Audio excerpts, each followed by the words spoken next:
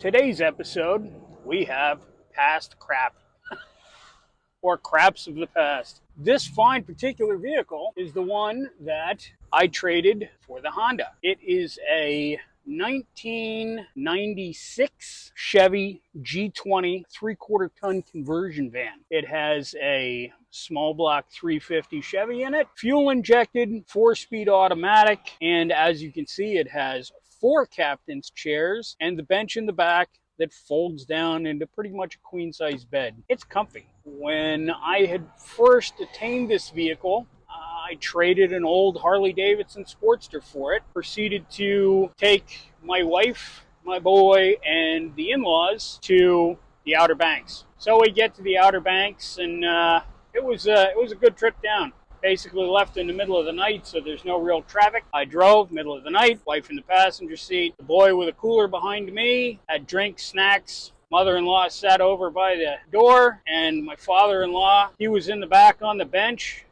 Man, he was in his element. He was just spread out, just kick back chilling. He was having a good time. So everybody took a nap, and I just had a nice little leisurely ride down. We stopped at the diner on the center of the Chesapeake Bay Bridge Tunnel and watched the sun come up while we were having breakfast right in the middle of the bay. It was good stuff. It was a nice trip, other than being ginger. Yeah, I burned like a lobster just walking out of the door there. It was not okay. That was a long time ago. I never really took this camping. I did fold the back down, take a few naps in it. It's comfy. My friend who owns it now, he dailies it, and he goes weekend camping in it every week.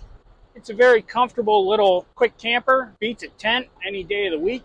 Has the pop-out windows in the back doors, and then on the sides it has screened sliding windows. So it's really easy to kind of get some ventilation in through this. And it has 147,337 miles. Ever since Paul has it, been dailying the thing.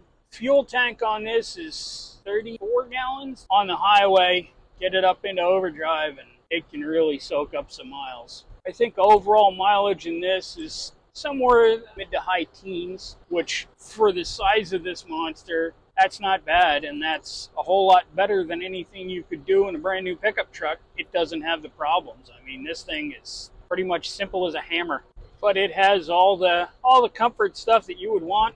Power windows, power locks, power mirrors, tilt wheel, 4-speed automatic. The radio in it is actually still a cassette player.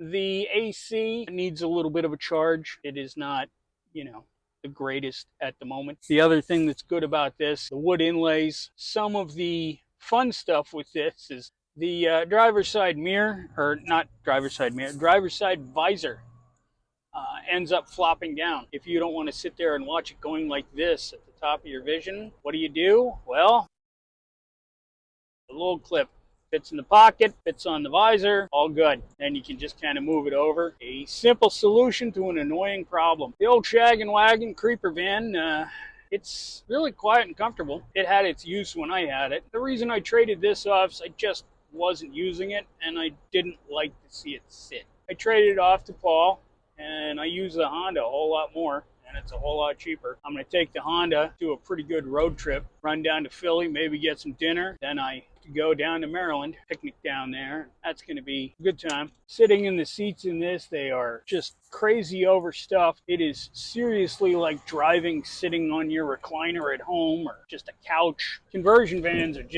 they are the thing for road trips. So you wonder, when things like this are out there, why have a car payment? So this has been rolling strong for quite a few years now. It's actually pretty much to antique status. So it has a little bit of rust, which here in Pennsylvania, that is to be expected. Runs nice, mileage is decent, pretty much has all of the modern conveniences. It's set up to be a camping rig and does it every weekend. Has the nice queen size in the back, captain's chairs up front, starlight down the middle. That's always real nice. Has the little windows down here that have screens, and then you can also pop out the back windows, put a little screen on that, put it up by magnets. But he has been very happy with this.